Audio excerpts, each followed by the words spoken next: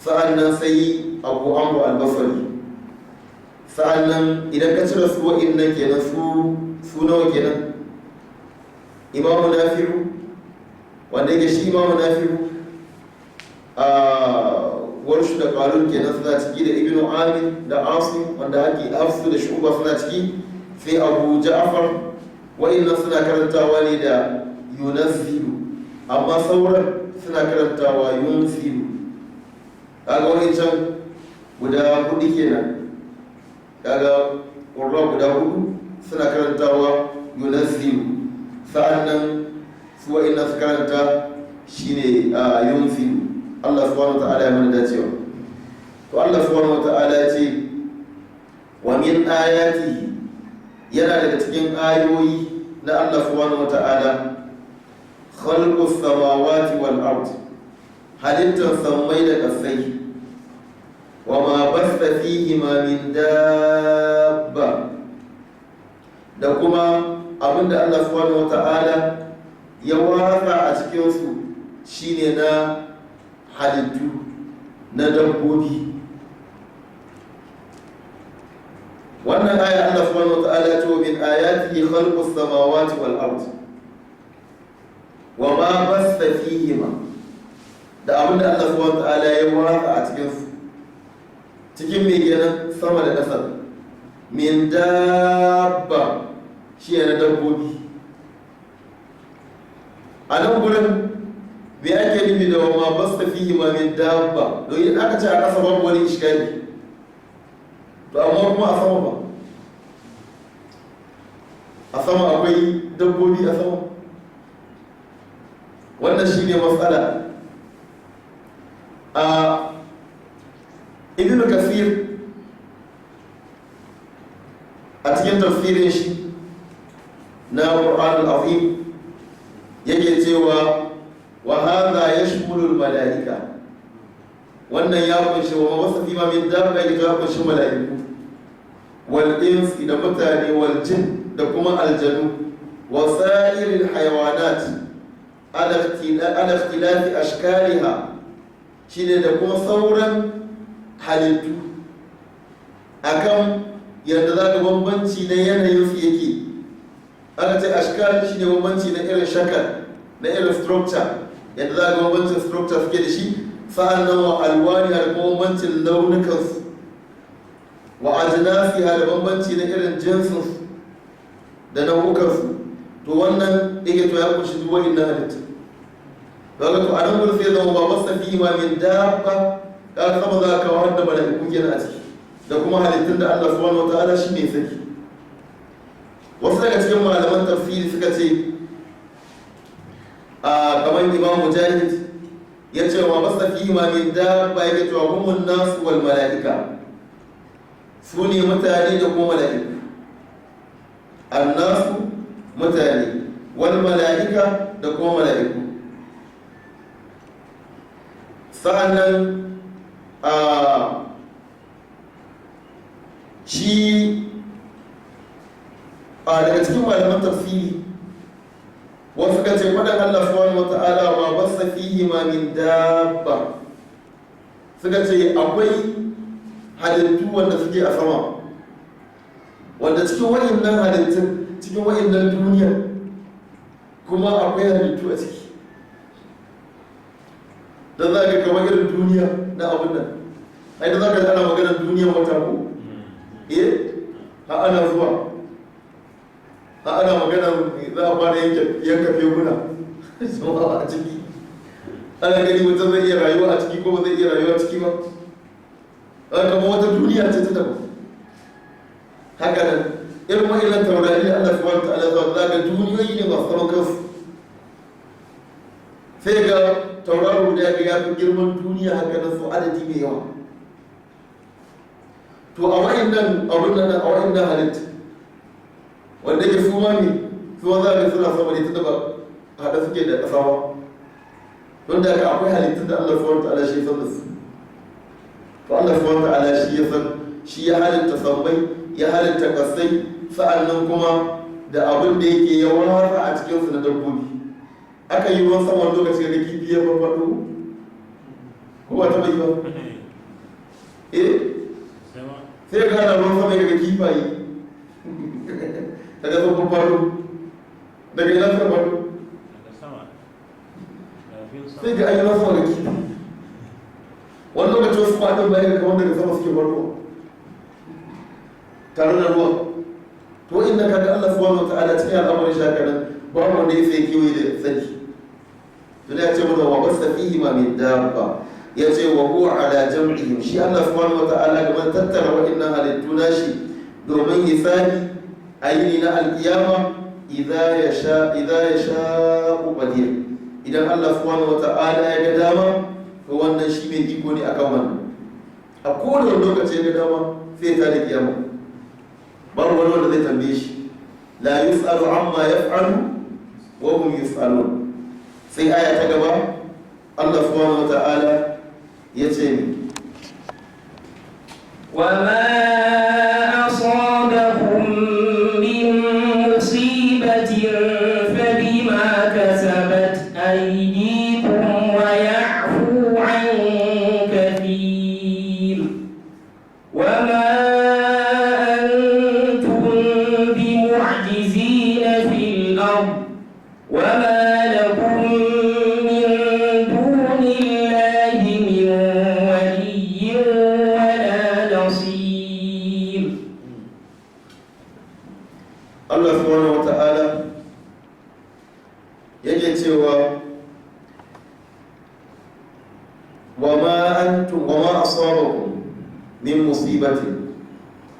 babu wani abu da zai shafe ku na musiba na jarabawa na wani bala'i face wannan abin ya faru ne fa bima kasabat aydikum saboda sababi ne na abin da hannayenku suka aikata wa ya'fu an kathir kuma Allah subhanahu wata'ala yana yafe da yawa daga cikin ababen da hannayen naku ke aikatawa da wa ya'fu an kathir yana yafa da yawa daga cikin ababen da hannayen ke aikatawa wa ma asabakum min musibatin fa bima kasabat aydikum wa ya'fu an kathir. A wannan aya tana karantar da mu kan cewa duk wata musiba da ta samu za ka da abin da ta sababin abin da hannayen mutane ke aikatawa suna girban wannan ne kuma Allah subhanahu wata'ala ya nuna mana wannan a gurare da dama. Allah subhanahu wata'ala ya ce ma asaba min musibatin illa bi idhnillah, babu wata musiba da za ta faru face da izinin Allah subhanahu wata'ala, ba ta zo haka nan ba. Yana daga cikin irin musiba ko da irin wannan corona da muke ciki, wannan corona da muke ciki, Allah subhanahu wata'ala ya ce ma asaba min musibatin fil ardi wala fi anfusikum illa fi kitabin min qabli an nabra'aha inna dhalika 'ala Allah yasir. Ma asaba min musibatin, babu wata musiba da za ta same ku da Allah subhanahu wata'ala zai sa wannan musibar ta same ku fil ardi, a cikin doron ƙasa, wala fi anfusikum, haka nan a cikin kawukan, a ce a doron ƙasa a samu wata musiba. Wata musiba ta zama musiba na shi ne ma'ana rashin ruwa, wata musiba na a rasa rayuka, wata musiba na rasa dukiyoyi, wata musiba na rasa itace da shuka. Haka nan wala fi anfusikum, haka nan a cikin kawukan na musiba, a ce na me, na abin da ya shafi ciwo, na musiba na abin da ya shafi a ce talauci, fakko da wani irin talauci a rasa yaya ta ina abu. To duka irin wannan Allah subhanahu wa ta'ala ya ce duk wata musiba da za su samu haka ne, face wannan musibar tana nan a cikin littafi, an riga an rubuta shi a lauhul mahfuz min qabli an nabra'aha, tun gabanin a ce mu halitta ta, tun gabanin a ce mu halitta ta, dan da haka Allah subhanahu wa ta'ala ya riga ya rubuta wannan musibar da ta samu. Wannan corona tun kafin a ce Allah subhanahu wata'ala ya halarci virus din haka da ya riga ya sa za a samu wannan corona. Duk wani musiba da za ka za su samu shi zaka daga cikin wauta ga mutum ya zauna yana ta surutu ce wannan corona wasu ne suka hada ta dama an yi magana in aka kai 2020 za a yi kaza za a yi kaza kaga kada ya yi kawai in mutum ya ɗauko abu za ka ce mishi a ina aka turo kuma za ka ba za ta abin nan wanda zai zauna ya shirya ta ce ai biological weapon ne wannan kasar ta je kwa wancan kasar ita ma wancan kasar ta je goma ma wannan kasar za a gani wani ya ce ai almajirai ne da ake tabawa ma ana kwashe almajirai ana mai da su gidajen iyayensu shi ne Allah ya turo corona to daga Allah idan ana kwashe wato wasu kasashen da su kuma su kwashe ba me ya kai musu kuma in ka ce a Najeriya in ana kwashe ba to da haka kaga wa'innan ababen Allah subhanahu wa ta'ala ya riga ya kaddara su illa fi kitabin min qabli an nabra'a inna dhalika 'ala Allah yasir wannan abu ne mai sauki a wurin Allah subhanahu wa ta'ala sunna ne Allah ya jarabi mutane idan ya zama cewa suna aikata banna sai Allah ya jarabe su mu idan ka duba kafin corona wani irin banna ne ba ka duba ga wani irin banna ne babu wani abu da aka yi a baya wanda wasu al'umma suka yi da wasu annabawa aka halaka su wanda ba yi a cikin al'ummar nan idan kuma akwai mutum sai kawo in akwai wani abu da za ga ba a yi shi ba cikin wani al'umma kawo mana shi sai dai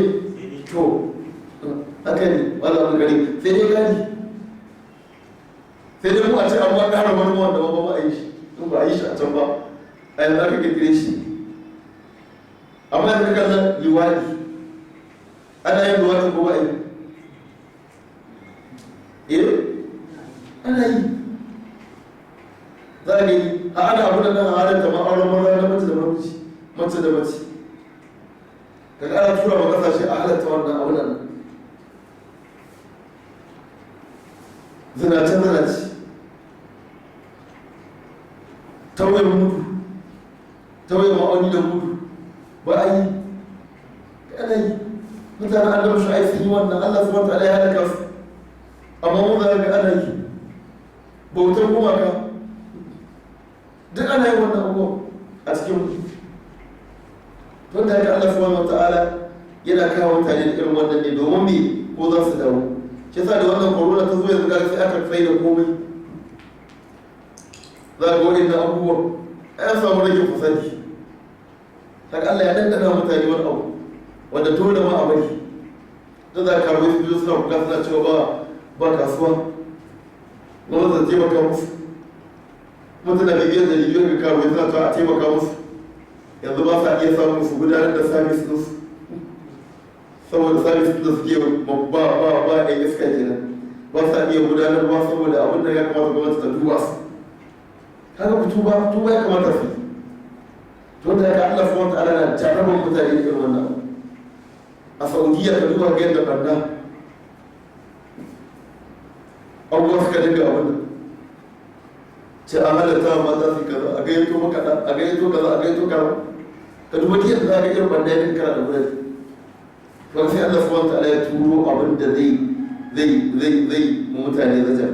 dama Allah subhanahu wa ta'ala ya ce ne wala nuziqannahum min al-'adhab al-adna duna al-'adhab al-akbar la'allahum yarji'un za mu dandana musu azaba take na duniya kafin babban azaba ita ta lahira ko za su dawo wasu za su afkar sun dawo zuwa ga Allah subhanahu wa ta'ala Allah subhanahu wa ta'ala ya ce zahara al-fasadu fil barri wal bahri ma kasabat aydin nas liyuziqahum ba'd alladhi 'amilu la'allahum yarji'un ko za su dawo Allah subhanahu wa ta'ala ya ce أولا يرون أنهم يفتنون في كل عام مرة أو مرتين ثم لا يتوبون ولا هم يذكرون وإن ذلك جربوا الله سبحانه وتعالى أمرني دومون بي دومون مدعو والله سبحانه وتعالى يأتي وما أصابكم من مصيبة فبما كسبت أيديكم فولا أبا بند هذا يمسكي أي كتاواني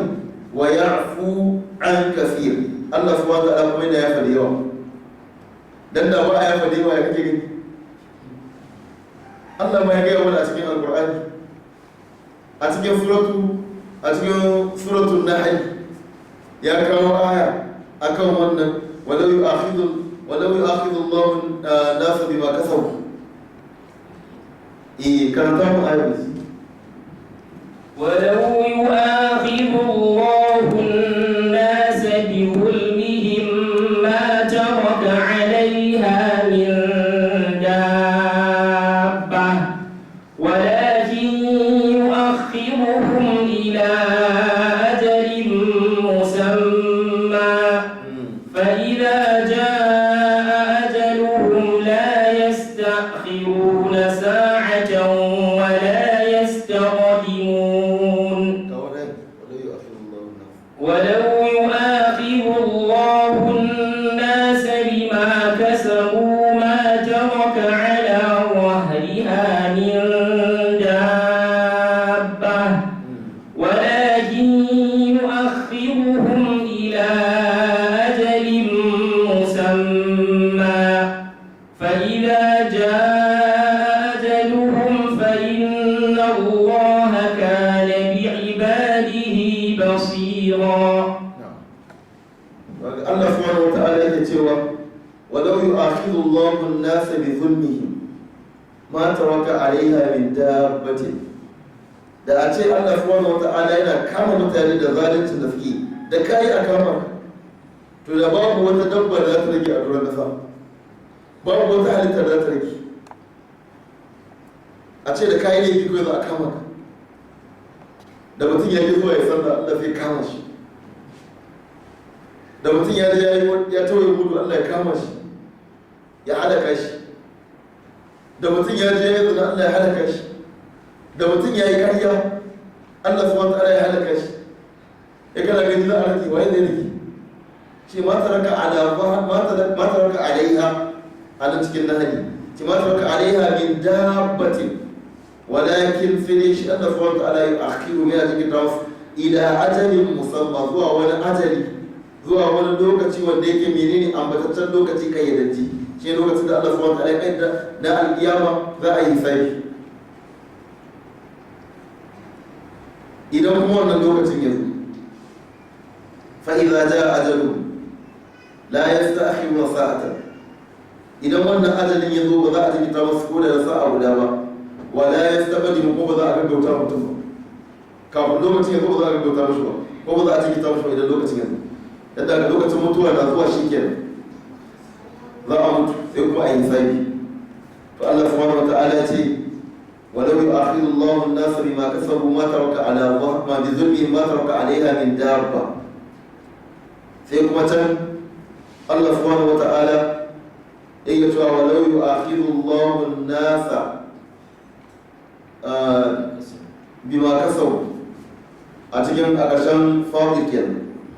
ولو يؤاخذ الله الناس بما كسبوا ما ترك على ظهرها من دابة ولكن يؤخرهم إلى أجل مسمى. الله سبحانه وتعالى يقول لنا إن وما أصابكم من مصيبة فيما كسبت أيديكم ويعفو عن كثير. الله يا بدي والله يا في منا. شفا إذا أنا نيم أنا استغفاري أنا أبدا الله سبحانه وتعالى لا يفيه. الله سبحانه وتعالى ya gaya mana a cikin suratul anfal ya ce wa ma kana Allah liyu'adhibahum wa anta fihim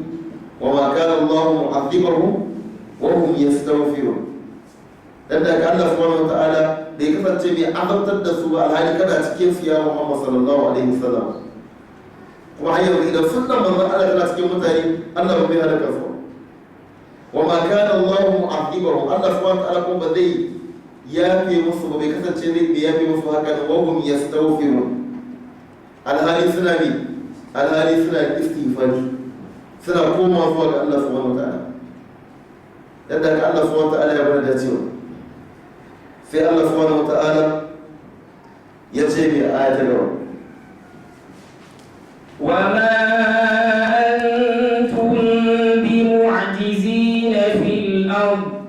وما لكم من دون الله من ولي ولا نصير. الله سبحانه وتعالى يقول وما أنتم بمعجزين في الأرض kasance masu buwayen Allah subhanahu wata'ala a doron ƙasa ba ko kasance wanda suke buwayen Allah a doron ƙasa ba wa ma antum bi mu'jizina fil ard wa ma lakum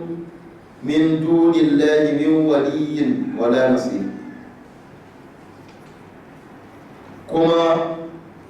ba ku da shi ne ma'ana min dunillahi, ba ku da sabanin Allah subhanahu wata'ala min waliyyin wani wanda yake majibinci zai jibinci al'amarin wala nasir, sa'annan kuma ba ku da wani mai taimako da zai zo ya taimaka mu idan za a muku azaba ya zo ya shiga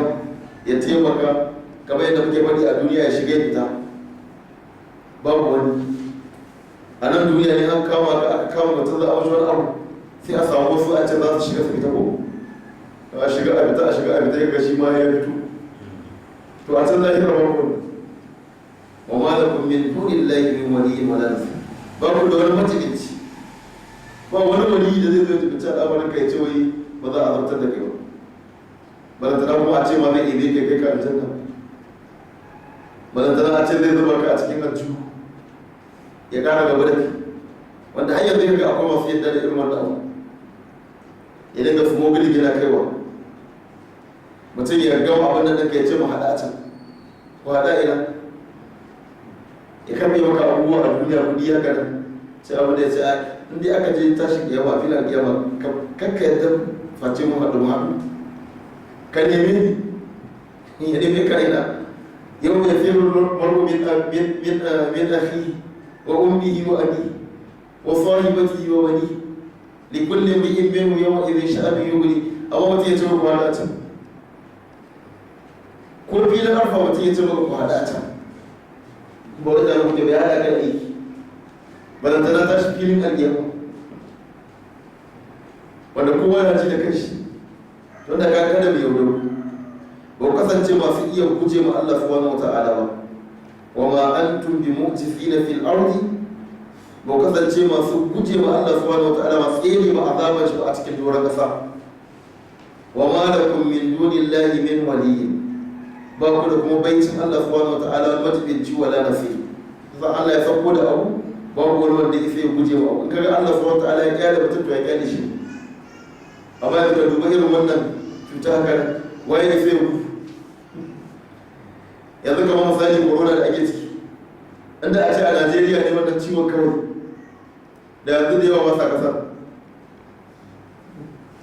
da yawa masa kasar da sun gudu. To amma ya tunda yanzu ba gudun gudun, kaga wannan Allah ya nuna ba a isa iya guje mushi akan wani abu. Yanzu dole babban mutum yana ci yana gani asibitin da ke kyama na ƙasar haka za a kai shi, asibitin da ya ƙi gyarawa suka ƙi gyarawa suka lalata saboda su suna damar da sun ji kudin ciwon kai ne mutum ya shige jiki ya tafi can aje a duba shi. To yanzu yana ji yana kan nomi dole su zai yi. To kaga yanayin abu nan da yanzu ya ke ji ka jan ce ya fita, wani ke ji a ce ya fita ko an bai da lafiyar nan za a maji shi, don kuma rai ya yi nan.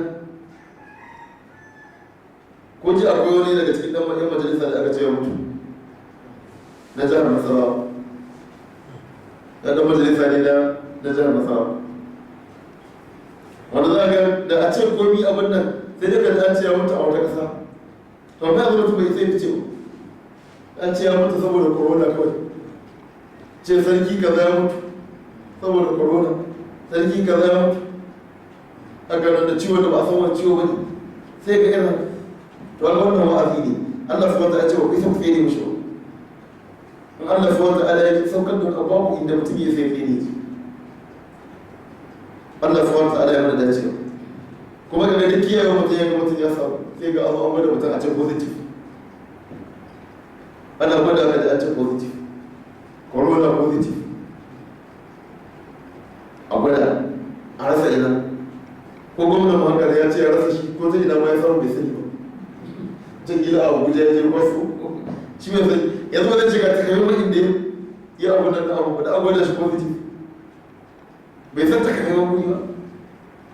da waye ya mu'amala ma da ya samu wannan to kuma a cikin wannan gado wani daga cikin wanda ya yi mu'amala da su da kuma samu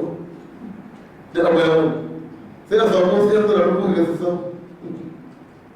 haka abin yake wannan haka Allah subhanahu wa ta'ala ke turo abu da shi wa ma ya'lamu junuda rabbika illa hu to Allah subhanahu wa ta'ala ce wa ma antum bimu'jizin fil ardi wa ma lakum min dunillahi min waliyyin wa la nasir akwai ayoyi da Allah subhanahu wa ta'ala ce wa ma antum bimu'jizin fil ardi wa la fis sama kuma cikin suratul ankabut ce da a doron kasa ba da kuma ma sama ba babu inda mutum ya sai guje wa Allah subhanahu wa ta'ala sai aya ta gaba Allah ya ce ومن آياته الجوار في البحر كالأعلام إن يشأ يسكن الريح فيظللن رواكد على ظهره إن في ذلك لآيات لكل صبار شكور. Allah subhanahu wa ta'ala ce wa min ayati yana daga cikin ayoyi na Allah subhanahu wa ta'ala ma'ana alamomi da ke nuna kudura na shi Allah subhanahu wa ta'ala al-jawari fil bahri kal a'lam shine al-jawari jiragen ruwa wanda suke gudana fil bahri a cikin tekuna kal'alam kamar irin manyan duwatsu za ga su to wannan aya ce daga cikin ayoyin Allah subhanahu wata'ala wa min ayati jawari fil bahri kal'alam aljawari ana shi ne as-sufar irin manyan jiragen ruwan da gansu kamar duwatsu amma kuma akan me suke akan ruwa wanda yake za ka ɗau wannan dutse ka jefa ko ya ga ya nufi a ruwa amma su kuma inda gashi nan suna kan roƙon wasu tsiwa wannan kaga aya ne na Allah subhanahu wataala ya ebo kaya mai yawa wanda za a zo a cika tireloli a cikawa kaga kuma a kan ruwan zai to eba kaya to wannan kaga aya ce ta Allah subhanahu wataala da irin wa'inda abubuwan da ke gudana yadda kai na kudura na Allah subhanahu wataala akan halitta wa min ayati al-jawari fil bahri kal'alam ce in ya sha a yuskirin riha idan da Allah subhanahu wa ta'ala ya ga dama ma'ana Allah ya ga dama sai ya tsaye da iska domin idan jirgin ruwa da ke tafiya iska ne kadas a kan ruwan ma don Allah subhanahu wa ta'ala ya ga dama sai ya tsaye da iska wani iska da ke kadas ko da irin na zamani da ya ga cewa ne yana da injina da sauransu shi ne iska da kadas contribution da iska ya biyo to nan da suwan ta'ala ga dama yau suke ne riha sai ɗai da iska fayazlanna rawakida ala zahri wa'annan jiragen sai su zamanto a shi ne ma'ana suna tsaye a wuri daya shi ne akan ruwa ba gaba ba baya kan ku ga an samu matsala a ce sai an je tsakiyar teku iska ya tsaya haka nan jirgi ya ki gaba ya ki baya nan da ya ga dama zai iya yanzu gaga a ce ka duba gani an jira za ka yi an gazara ruwa an gazare ta ko'ina ruwa kuma kana kallon ta ko'ina ba inda za a gashi na kusa kusa ba gari ba kogi ruwa ne kawai iya ganin ta ko'ina to Allah subhanahu wa ta'ala sai iya sanya shi tsaya guda rawaki da alaƙa inna fi zalika lalle a cikin wannan abin nan bayanai da Allah subhanahu wa ta'ala ke mana da irin tafiyar jirgin ruwa da irin aya daga cikin irin jiragen ruwa din wanda za ga manyan jirage da ke iba kayayyaki daga wani gari zuwa wani gari la ayati akwai ayoyi akwai ababen lura akwai ababen wa'azuwa da kulli sabbarin shakur ga kowane bawa wanda yake sabbar ba wanda yake bi haƙuri wanda yake matuƙa wurin haƙuri wannan a wazani na fa'al yana cikin af'alun tafdil siga ne mubalaga wanda haka akwai aya haka da kulli sabbarin da kowane ba wanda yake menene sabbar wanda ya kai matuƙa wurin haƙuri wannan mumini ake magana ke wanda zai haƙuri a cikin yanayi ya haƙuri shi ne ma'ana wurin da'a ga Allah subhanahu wa ta'ala shakur wanda ya kai matuƙa kuma wurin godiya ya samu ni'ima zai gode dan jarabawa ta zo ya gode idan ni'ima ta zo kuma nan gurin kuma idan jarabawa ta zo ya haƙuri idan ni'ima ta zo ne kuma ya gode shi yasa manzo Allah sallallahu alaihi wasallam a cikin hadisi yake cewa ajaban li amril mu'min yace abun mamaki ne a amarin mu'min domin dukkan al'amarin shi na zama alkhairi ne a gare shi saboda ne in asabatu dharra sabara fa kana khairan lahu idan cuta ya same shi sai ya hakuri sai ya zama alkhairi ne a gare shi wa in asabatu dharra sarra shakara fa kana khairan lahu idan kuma wannan abun farin ciki ya same shi sai ya gode ma Allah subhanahu wa ta'ala kawai sai ya zama alkhairi a gare shi ta ko idan awon mu za ga abubuwa abin nan amma wanda ke ba mu ba idan abin same shi can kara shi wa daji ne kan dama yana daji idan da baki baki ya kara shi yau cewa wannan abin na gani daga kauye a kan sai ga fara tunani ina gani daga kauye ne ina gani an samu hannu wannan da gani an sa hannu ya zo ya buga ya ga abubuwa ba za su ya ake wannan da shi ne wannan kaza sana mini da ya samu kaza wanda an samu hannu to wai samu kaza Allah ya bada dacewa to Allah subhanahu wa ta'ala yake cewa ce inna fi dhalika ayatin li kulli sabarin shakur wanda Allah ya nuna mana aya na shi na shaga mana anan yana daga cikin mafi girman halittar Allah subhanahu wa ta'ala shine iska na daga cikin me mafiya girman halitta da Allah subhanahu wa ta'ala saboda irin masu ƙarfi domin ka duba irin mutane da aka halaka su ga adawa da suka daga cewa man ashaddu minna quwwa ta cewa wane ne ya kai mu ƙarfi ya kai mu tsananin ƙarfi suna takama أولم يروا أن الله الذي خلقهم أشد منهم قوة وكانوا بآياتنا يجحدون فألا فأرسلنا عليهم ريحا مكسوكا مسد إسكا فالله سبحانه وتعالى يقول إن يشاء يسكن الريح فيظللن رواكد على ظهره إن في ذلك لآيات لكل صبار شكور كرنتا منا آية كما ضرب دوكا آية كم فسكان القراءات سيفتن والفائدة إن شاء الله أو يوبقهن بما كسبوا ويعفو عن كثير ويعلم الذين يجادلون في آياتنا ما لهم من محيص Allah subhanahu wa ta'ala ce aubiquhunna bima kasabu ko kuma idan Allah subhanahu wa ta'ala ya ga dama sai ya halaka su a cikin wannan ruwan bima kasabu saboda abin da suka aikata irin abin da suka sana'anta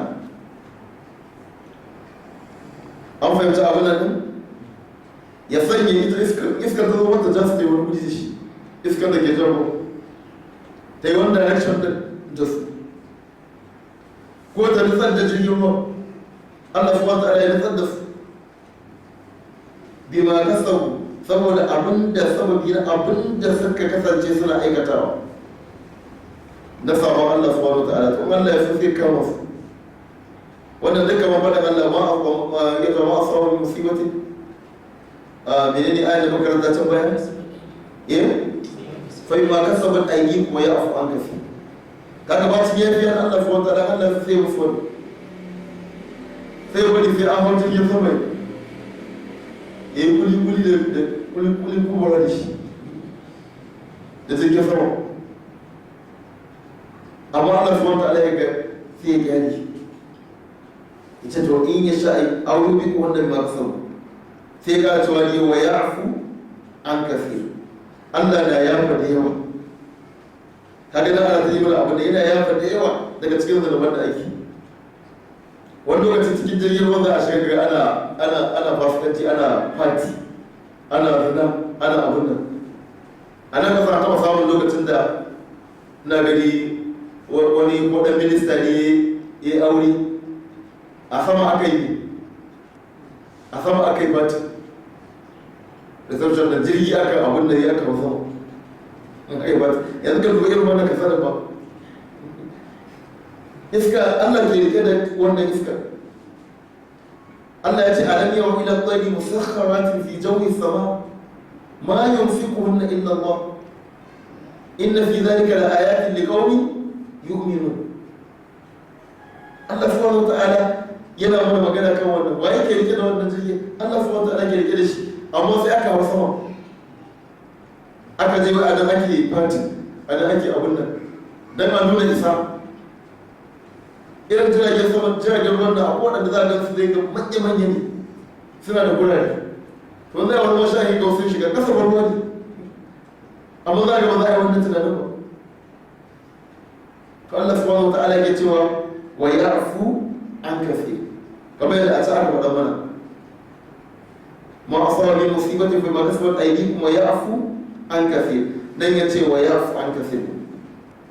dan da Allah subhanahu wa ta'ala yana yafa da yawa yake to a wujuhu da bima kasabu wa ya'fu an kafi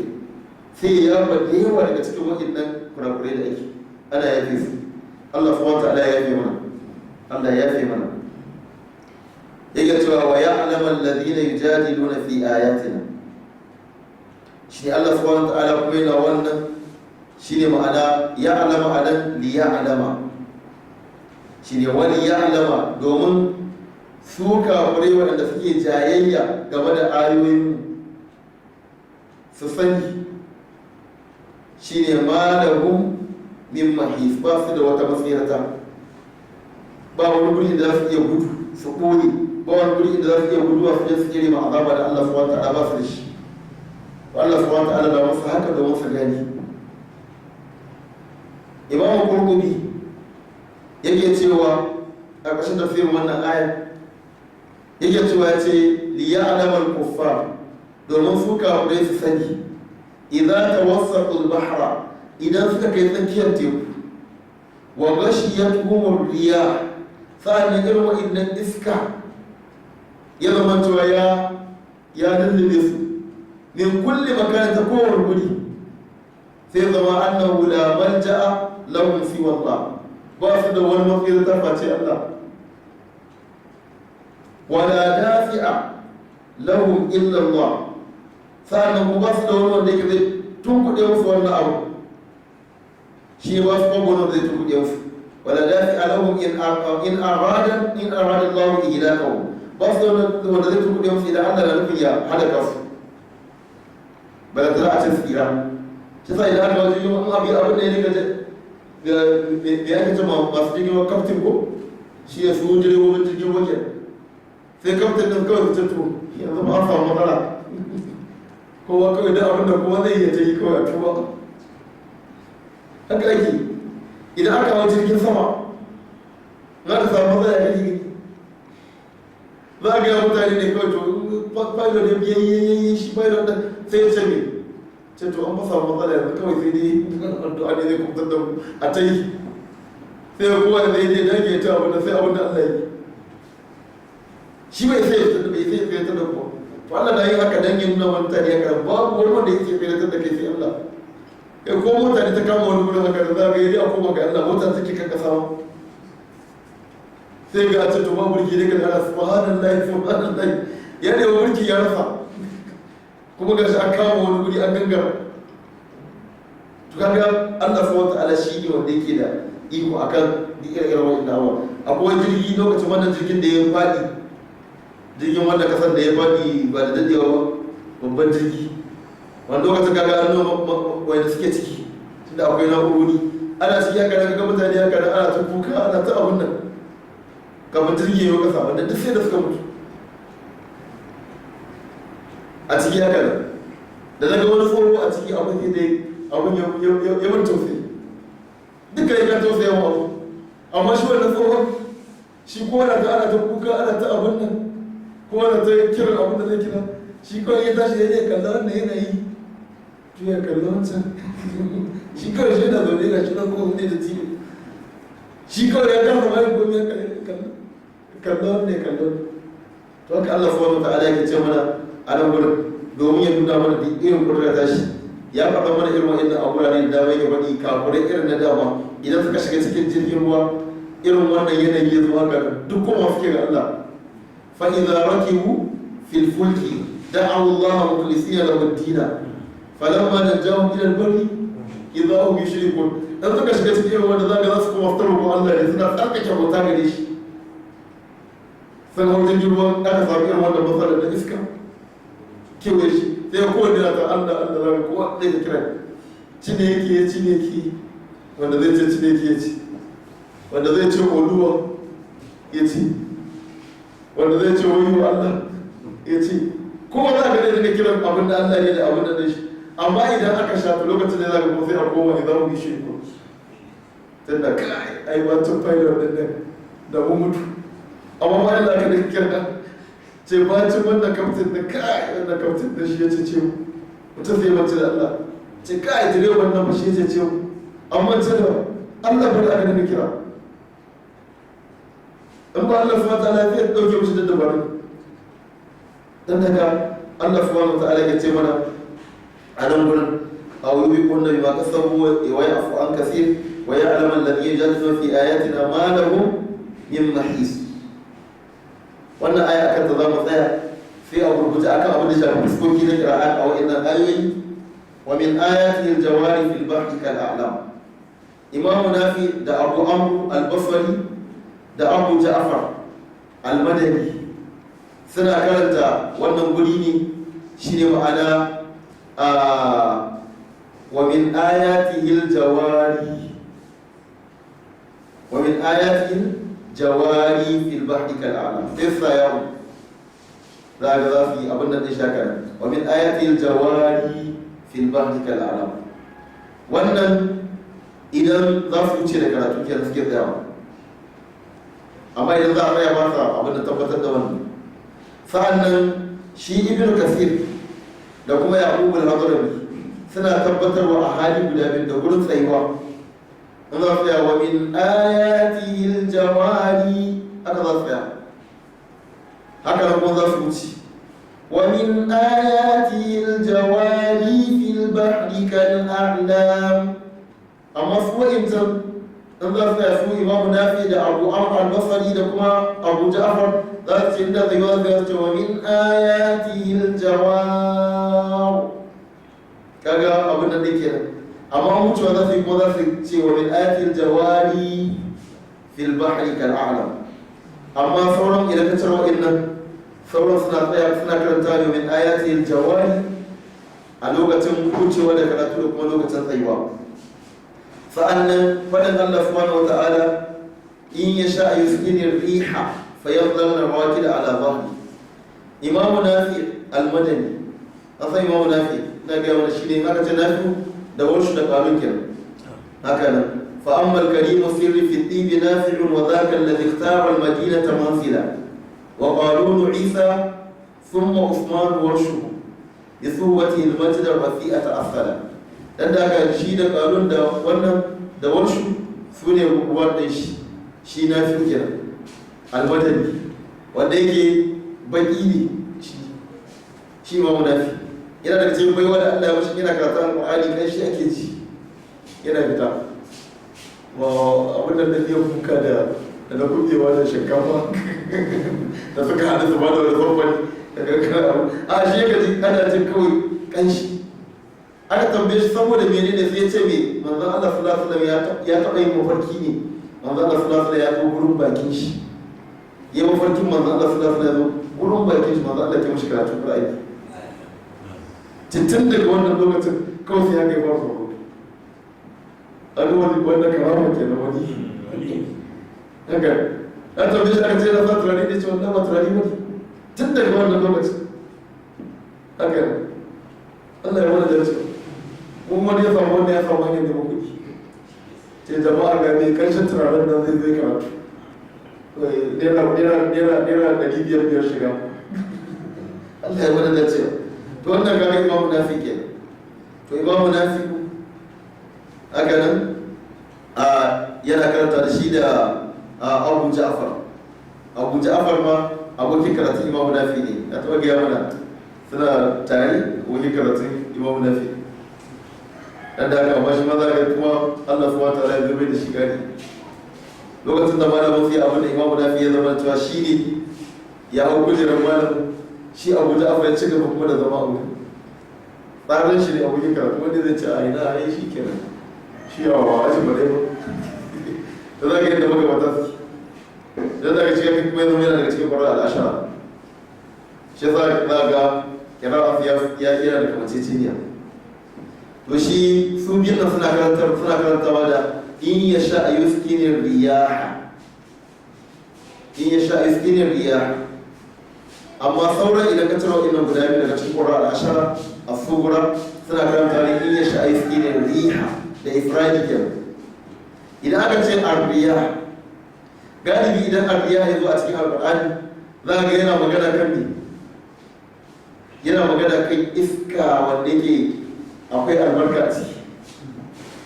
za ka jami'i da iskoki domin iskokin ma iskar daban-daban ne mu idan aka hausa babu jami'i aka ce iskokai to wani abu ake nufi daban ana nufin wani abu ne ya ce ga iskokai to ba alkhairi ya ce amma za ka riya saboda iskar daban-daban ne ga masu bincike za su iya gaya maka iska daban-daban ne za ka iska irin nau'i kaza da iri kaza za su yi abun nan wannan iska iri kaza da iri kaza su kai barbara za su yi ci iya cewa za a iya samun ruwan sama ko kuma wani za ka da irin wannan iskar daban-daban ne wanda haka wannan riya za ka a cikin galibi a cikin alƙur'ani idan ya zo za ka da jam'i haka za ka ana nufin alkhairi ne irin iska da zai kawo ruwan sama za a samu abin nan yasa Allah subhanahu wa ta'ala ya ce wa huwa alladhi arsala riyaha bushran bayna yaday rahmati ko nushran bayna yaday rahmati hada arsala riyaha bushran aw suqra nushran bayna yaday rahmati haka ne dan da to wannan riya to ga ana gurin an kawo akwai masu karanta da riya haka ne wanda yake shi wannan iska ga mai albarka wanda ke gudanar da wanda ke amma arbi'u idan ya zo galibi za ga iska na halaka ne da ifradi shi za da aka halaka wasu mutane ga Allah subhanahu wa ta'ala zai amfani da riya ba za a ce riya ba ce wa amma adu fa uliku bi rihin aga da ifradi fa arsalna alaihim rihan aqim ma tadhuru min shay'in atat alayhi illa ja'alatu karrih fa arsalna alaihim rihan sarsaran fi ayyamin nahsat dan da tuwaga yadda za ka abu nan da riya ne wanda shi ne wanda Allah subhanahu wa ta'ala ce in yasha iskinin riha fa yadhlalna mawakil ala ba sai ya tsaye da iska a wurin wanda irin iska da halakar a wurin wanda jirgin ruwa ya tsaya haka sai Allah ya halaka su shi wa ya'lam gurin wa ya'lam din da barkar take muka ce wa ya'lama kenan wannan akwai kura da ke kantawa ya alamu imamu nafi da ibnu amir da abu ja'far suna karantawa wa ya alamu alladhina yujadiluna fi ayatina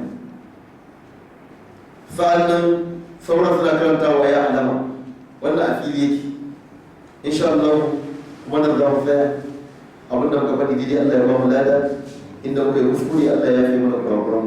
dan ma daga cikin hali na damuwa na mutum Allah ya fitar su wannan ka sata mu Allah subhanahu wa ta'ala ka ba mu lafiya da zama lafiya shugabannin Allah subhanahu wa ta'ala ka musu jagoranci akan daidai kurakuran mu da mu da su Allah subhanahu wa ta'ala ka taimake mu wurin ganewa da kuma gyarawa Allah subhanahu wa ta'ala ya kara mana jagoranci Allah ya kara taimako mu